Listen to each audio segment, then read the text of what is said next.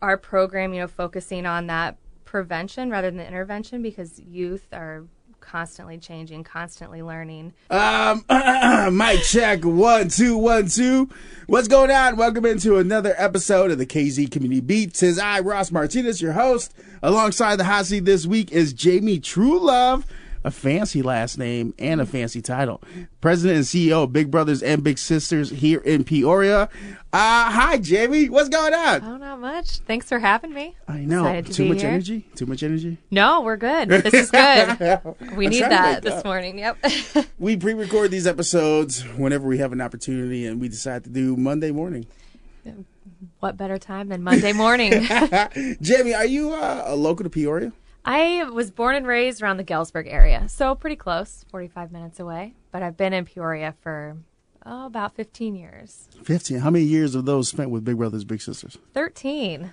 Wow. So almost this entire experience has been... Yes. What made you jump right into Big Brothers, Big Sisters? I actually had never heard of Big Brothers, Big Sisters before. Growing up in a pretty small community, we didn't have that program there. So I was just kind of scanning the United Way website, actually looking at other nonprofits and positions open and available there, knowing that I wanted to be in the nonprofit world, and stumbled upon Big Brothers Big Sisters, applied for the job, and started working as a case manager 13 years ago. Dang, and that long down. So what made you, did you always want to get a nonprofit, or is your love kind of took you that way? Yeah, it did. So I went to school for psychology, not really knowing what I wanted to do post-college, but knowing that I wanted to work with kids and kind of give back in that way, and just kind of fell into my lap and really have loved the program ever since.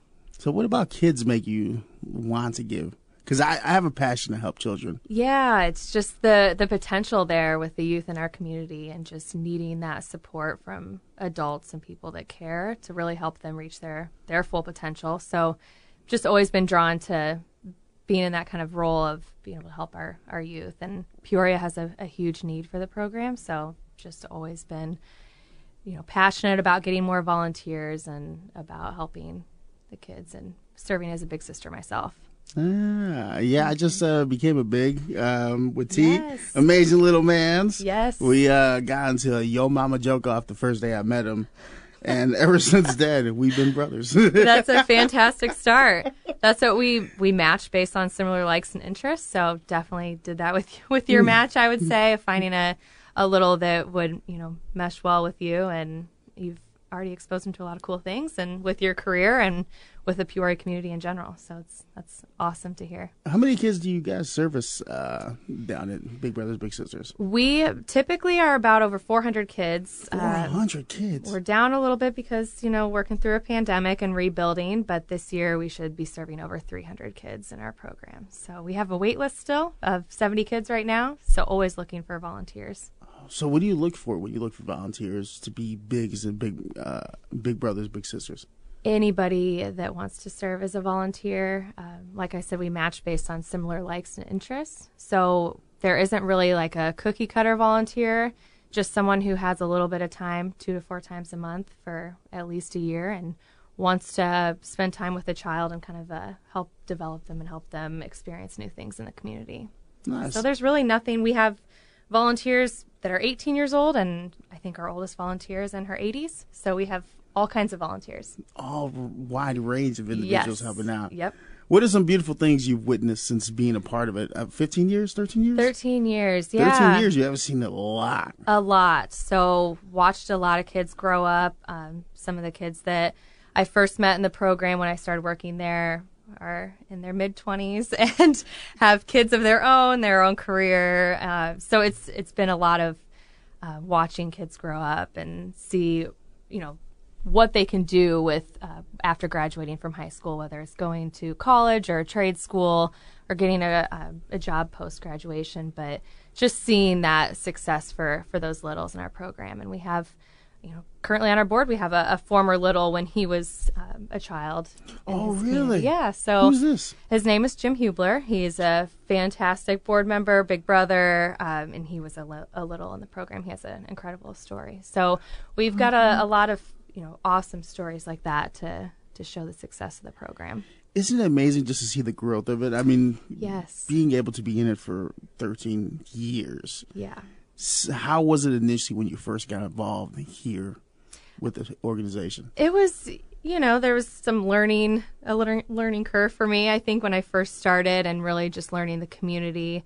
Like I said, I grew up in a pretty rural area, 500 people in my town. So Peoria was a lot bigger, a lot more diverse, and just learning the needs of the community, I think, was a big thing. But really the best part of our program is all of our kids are fantastic. It's just really helping them reach that full potential, helping them set goals, and just making sure that they're on the right path of, going to school, staying out of trouble, and all the things that every kid in our community should do. Yeah, have the ability to be a kid. Yes, absolutely. A lot of our, kids have several siblings at home, or maybe are being raised by a single parent.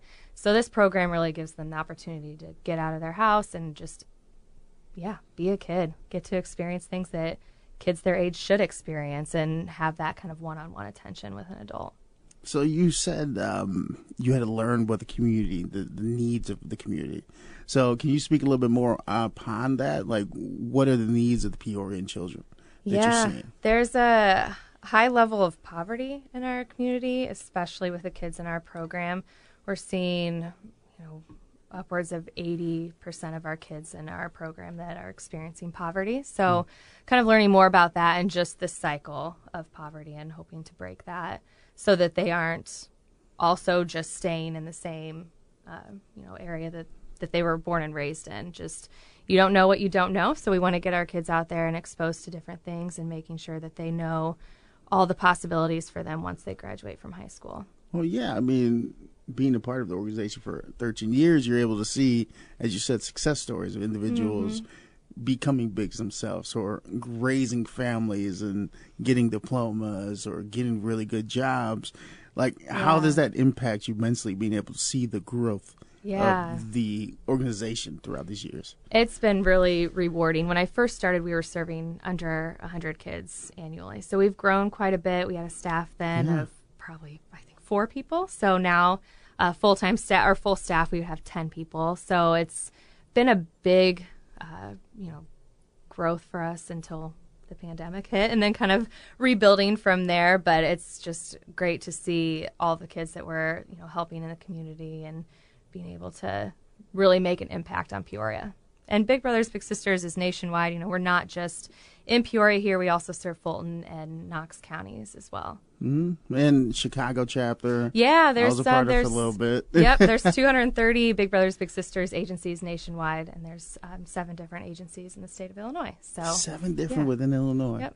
Oh, yeah, because Bowl for Kids' Sake is a nationwide event. It is, yeah. And that's coming up this weekend, which we'll be talking about. So Bowl for Kids' Sake, take me through this event for somebody that has never been a part of it. Sure. Like myself. I don't think I've actually ever bowled for a kid's sake.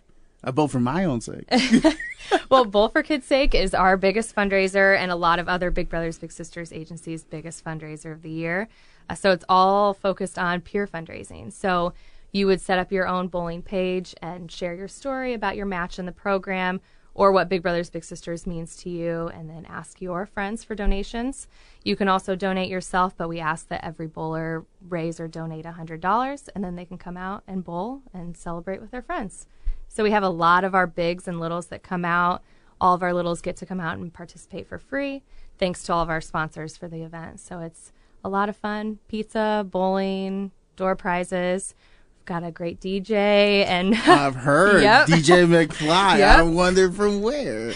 So we'll have it'll be exciting and fun, and be just a good way to celebrate the program, and people coming out and fundraising for Big Brothers Big Sisters. So your organization helps provide mentorship to you. Yes. I think that is phenomenal. I love that concept. Growing up, it was difficult to find certain individuals that were mentors to me. So for yourself, Jami, who were individuals that were good mentors to you growing up? Growing up, I had a lot of different mentors through activities I participated in. So cheerleading coaches, my gymnastics coach, different people like that in the community that really stepped into my life and helped beyond, what my parents were doing, because I think that mentor outside of your family always has maybe a a more meaningful impact than a parent might. So it's a different perspective. Different perspective. Maybe the same message, but coming from somebody else that, you know, a mentor in your life doesn't have to step in and doesn't have to care about your success and what you're doing, but that's what all of our bigs are doing for these kids. And so I've had mentors from, you know, when I was a young child to I still have mentors now. A lot of people that I look up to and that really support me and help me through my career and things going on in my life. So it's really important to always have a mentor and someone that you can kind of talk to about things and build professionally and personally through them. Of course. What are some of those life lessons you still carry with?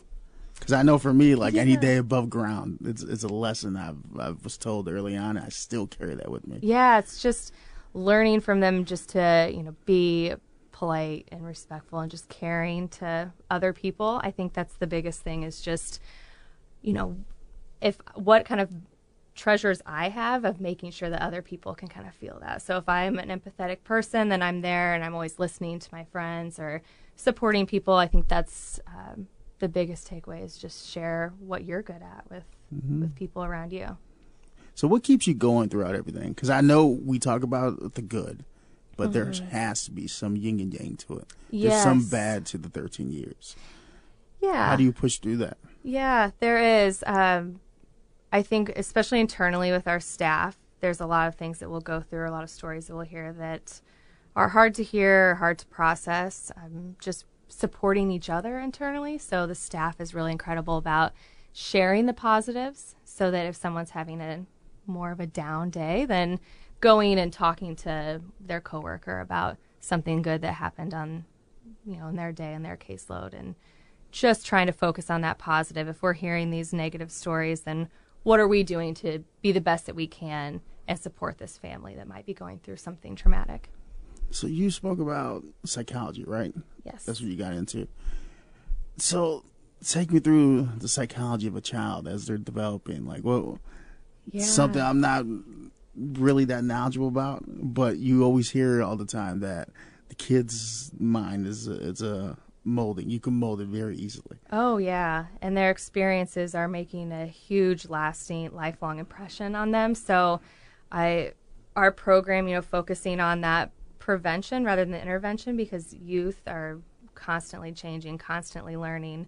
And right now, there's so many mental health issues with the kids and with youth in general, but kids in our community, there's a higher hospitalization rate for mental health issues than for other counties in Illinois. So just really helping build up kids and just that the negative impacts of things like constant social media, constant connection to your phone, and just really trying to build up youth and help them, because that is a huge issue right now, is just dealing with mental health crisis. Provide support before it becomes something traumatic. Yes. In a way. Yep. The investment of Big Brothers Big Sisters is huge compared to, you know, if you're investing into something that's prevention, it's a lot less money than having to cover things that are an intervention. But you still deal with cases that are traumatic. Yeah. Yep. Do you feel like going into any of that at all today? Yeah, and I will just say, so people get a bigger, broad yes. stroke of what you guys do. Yep. So once you're matched in the program, you have the support of a match support specialist. So our staff is phenomenal about working with families, and of course, we'll hear about some pretty traumatic things that are going on. And our big focus is mentoring and providing that positive adult role model. But we also know that there are so many other needs of families, whether it's food insecurity, housing insecurity, just a plethora of things. We work with other nonprofits in the community to be able to refer them to what they might need. So that's one phenomenal thing about Peoria is we have a lot of really great nonprofits and a lot of great social service agencies that really come together and work together. So if we know of someone who needs some food, or we know of someone who needs some housing, we know where to connect them and help them with that. What are some organizations you also work with? Because I've interviewed PCAV. Yes, PCAV is great with Becky. Yeah, yes. Becky's. I always give her a shout because that woman is amazing. Yes, Becky is awesome. We work with Neighborhood House a lot. So that's actually where I first met Becky, when she was there. But our office is in Neighborhood House, and so they do a lot of after-school programming, tutoring, working with, doing Meals on Wheels, Critters Meals on Wheels too. But we've worked with like Dream Center, with Crittenton Center. United Way is phenomenal. United Way kind of is an umbrella for all of the organizations that apply for funding through them. So, there's a lot of different connections there. But just going around and learning about what other nonprofits do and figuring out how we can best serve our families. Servicing families, the prevention aspect of it. There has to be emotional toll to you at some point, though. Or how do you really handle that? Like, do you have to take your personal days? Yeah, definitely focus on taking your mental health days and focusing on yourself, because if you're not feeling up to it or feeling 100%, you can't really give back that much to the program. And so you want to make sure you're feeling good, and that's a big thing with our staff too, is focus on yourself. Use your time off that you have, and having a good balance between your work and your home life, and making sure that you are feeling mentally ready and stable and feeling good about going into your job and supporting the families that we serve. That's good, because mental health has become such a huge aspect of our social life within like the last 20 years. How do you handle mental health issues with children? Like, how? and that's a question we get a lot from our volunteers too, from our bigs in the program. If their little is going through something, like what do I do to help them? My little has been going through some things on her own too. So what I do, and the best thing you can do, is just be there to talk to your little, let them talk to you, asking questions so that they feel, comfortable sharing what's going on with them. But really just having that support to get through things, and knowing that they're not alone in what they're going through, I think is really important. So like yesterday, my little and I went and did yoga together. She said nice. She was feeling really stressed out, and at the end of that, she said that was just exactly what I needed. It really calmed me down, and I feel like, I've been going through a lot of stressful stuff, and so that helped a lot. So just kind of trying to give kids new avenues of where they can let out maybe some anger or frustration that they might be going through, and in a positive way. Same for you also. And same for me. So that helps a lot too, staying active and doing things like that. Have you seen the community grow in these 13 years? Peoria is a really generous and giving community. They really rally around and support nonprofits. There are so many different events, and I go to a lot of different events and see the community just coming out and supporting and helping people that need help. I think the United Way really touches on this with a lot of people will need a social service agency at one point in their life. So it's really just educating the public on what's out there and making sure that they're supporting a cause that they feel passionate about. Just like you feel passionate about helping kids.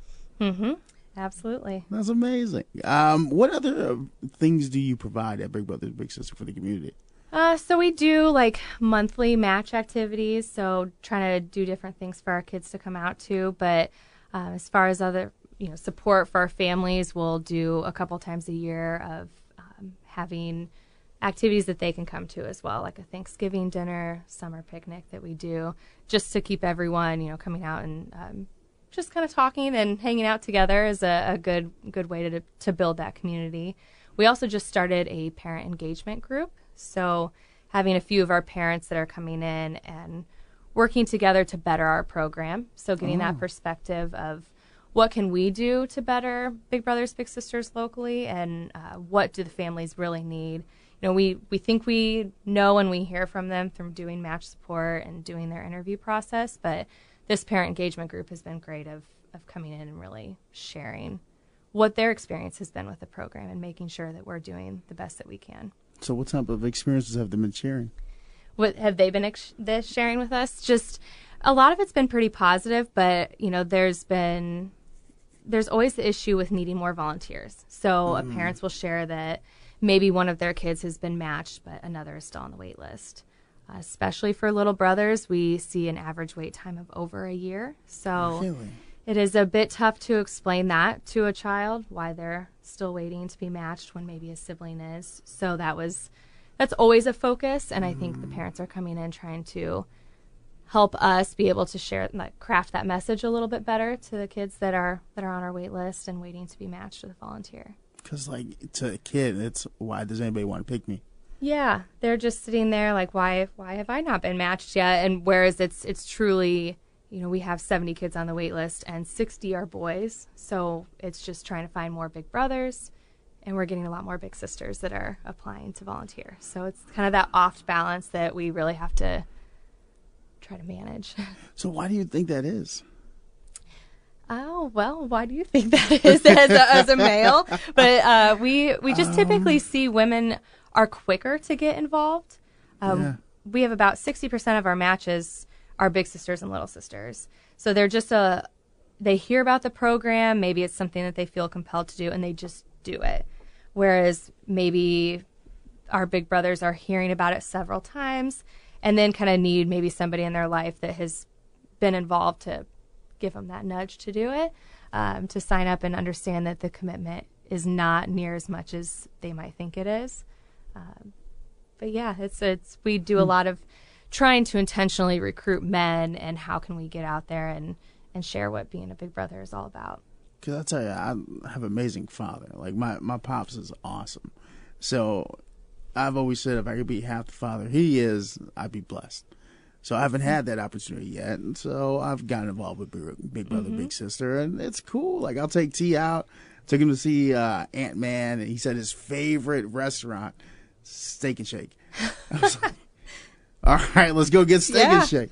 But, like, the entire time, he's just happy. He has a little smile on his face. He's just like, yeah. He don't talk much, but he's just like, and, like, in my mind, I'm like, okay, I'm doing a good thing. Oh, yeah. It's just showing him that attention, and, like you said, just seeing that smile on his face. And even if, he's not sharing a lot in the beginning, it's just someone that's giving him that one-on-one attention that's there and in his corner just means the world to our kids. Like, how vital is that? Because growing up for me, maybe I could put on one hand how many male role models I had. I had more female role models. Yep. Which has made me more in tune with my emotions, which is great. That is great. Yep. But there's still a lot of things I had to learn, not just from my father, but on the outside. Right. And that's what so many of our kids, if they are in that single parent situation, they are likely being raised by a female in the family. So our little brothers are really lacking that male mentor or role model in their life. So just having that one person that they can look up to and talk to is huge for them. So just getting involved and just taking that time to, you can touch on how it's not as big of a commitment as some people might think, like 2 to 4 times a month. It really isn't. It's not, an hour a week, doing things that, like I mentioned, going to yoga. That's something that I would already do. Just bringing my little with me. Mm-hmm. It's easy. Just picking her up, and then we went and got some food after, and then I took her home. So just normal things that I already do, just including a child that would love to have the same experience. I mean, yeah, I was going to grab food and watch Ant-Man that weekend. Might as well bring my little. Yeah. I was in the St. Patrick's Day parade for KZ 102.3. Mm-hmm. Hey, T, come on, let's go. Did I get him out of school? Maybe. Good learning experience still. He learned on the streets. No. But there is something to say about having a positive male and female role model. Mm-hmm. I don't want to just pigeonhole to one or the other. Right. I think individual or child growing needs both. Yes. What do you think about that? Yeah. Oh, yeah. I think there's no limit to how many positive role models someone could have. There's no negative impact to that whatsoever. So female, male, we need all the role models, and so do the kids in our community. They are our future, and we need to be supporting them and building them up as much as we can. Oh, I agree. In the years you've been doing this, and with your psychology degree and everything, what do studies show of an individual with a lack of role models and mentorship? How can that impact their journey? Yeah, so a lot of kids that are in poverty stay in that cycle of poverty because they don't know the opportunities that are out there for them. So it's just a continual, they're potentially graduating from high school, but then getting maybe a minimum wage job after that. Whereas some of our kids are getting that experience of knowing that there's trade schools out there. There's, going to ICC or going, onto a 4-year college. There's a lot of different opportunities. So they're much more successful in that way, and also just knowing the opportunities that are available to them. So it's huge to kind of have that exposure and knowing, we work with Big Brothers Big Sisters. We work to figure out what they might be good at. So connecting them with like a trade school, so something that they may have never heard of before, but they kind of have a little niche for that, and then just getting them exposed and kind of going from there. So yeah. Do you have any really great success stories out of the program that you look towards on really bad days that test you to your boundaries? You're like, okay, but I'm doing all this because ABC. Oh yeah, I have a few matches that I made when I first started working there. Tell me. That there's still one of them. The little Just is graduating from high school and is going to play football at a 4-year college. So he has done an incredible job, and they just actually got Big Brother and Little Brother of the Year for the state of Illinois. So for the entire state, they achieved that accomplishment. They're an incredible match. My board president and former board president are both former bigs of the state of Illinois as well. So they give back. Mm-hmm, and they're serving on our board, which is incredible. But we also had a national Big Brother of the Year. And so you just think of those stories and how the kids are doing and just what they've achieved. That's absolutely what gets you through on tougher days, of just focusing on the good, and just the relationships I've made with some of the families and kids, even ones that have moved out of the area that I can still keep in contact with and see how they're doing. It's amazing. One of your match specialists, Naria. Yes. Funny character. Yes. She when I went to go meet T's family, she came in and she just knew everybody. She came in, part of the family, like, let me hold the baby. Let me hold the puppy. Sat down, and as I'm talking to them, she's telling me about their life. Mm-hmm. So, like, from the outside looking in, I see a match specialist that committed to a family. Oh, wait, okay. Now, let me, I'm gonna do a good job, but that made me more passionate to be like, okay, you're investing this much into the family. Okay, now it's my turn. Yeah. Oh, yeah. Naria and the entire team, they're all fantastic about working with the families and really getting to know them, and with our volunteers too. So, she supports over 60 matches on her caseload and knows all of them personally, and just has such a good rapport with our families and does an amazing job. So all the way from our volunteer enrollment to our match specialists and youth enrollment, every single one of our staff members is like that. It cares about the program, really wants our children to succeed. And so that's where it all starts there. Having a good team and having people who care about the program and about the kids, it makes a huge difference. It's like a second mentor for them. They have you, they have our bigs, but also having the staff, too, that are in their corner supporting them. How doesn't that burn you out? Because after a certain amount of publicing, I go to my place, I lock my door, and I'm there with my dog, Rocky, and I put on Netflix, and I am MIA. Yeah. There's those times of shutting down and just being, alone with your dogs, kind of recharging. But it's that's all a worth lot of families to help. Because you said close to 400. Yep. And so any match support specialist can support from 60 to 100 matches, kind of depending. We have 2 different programs, so they're in our site-based program, that's working in the school specifically, a little less time spent with that, but our community-based program, like what you do, really getting to know the families and supporting them through their match. So it's a lot, but I think those monthly match activities that we do as well, and coming out and actually seeing the matches interact, seeing pictures like you and your little from St. Patrick's Day, like that's what keeps us going, knowing that we've made a really good match that is doing some really cool things together. I like when you said that. You said it with a smile. So I'm a body language person. Yes. So throughout this entire conversation, as I'm watching you talk about things and you talk about the children and the positive impact, you smile right away. So I can tell you're very passionate about it. And if you like to get involved, how can they find you? Lots of different ways. We're on all the social media, so you can just reach out that way. You can go to our website, which is hoibbs.org, and you can apply on there. And our volunteer enrollment specialist will reach out and just give you the whole rundown of information. We do training, obvious background checks, and in doing an interview, we try to make the process as painless as possible for our volunteers. But it can take a couple weeks to get through it. But after that, we're letting you know about a little that would be a good match for you, and then doing an introduction at the little's home. Yeah. Well, once I filled out the paperwork, it went through pretty quickly. Yes. It took me a little bit because I'm a middle kid. I run on my own time. Sorry. That's all right. And we're patient with volunteers. We know people who have things going on in their lives, and sometimes that process at first can take a bit, but we're always there to walk you through it and make sure that if you want to be a volunteer, that we can get that going. What's something you ask the volunteers to bring with them? Just a positive attitude and a positive mindset, and just being open to.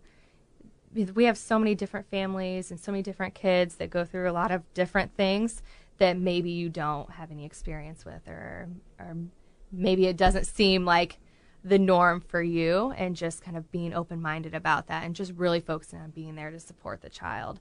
So just, bringing positive attitude is the best thing to do.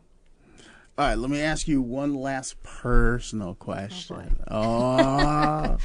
When it's all said and done, you finally retire giving, right? Mm-hmm. How would you like to be remembered?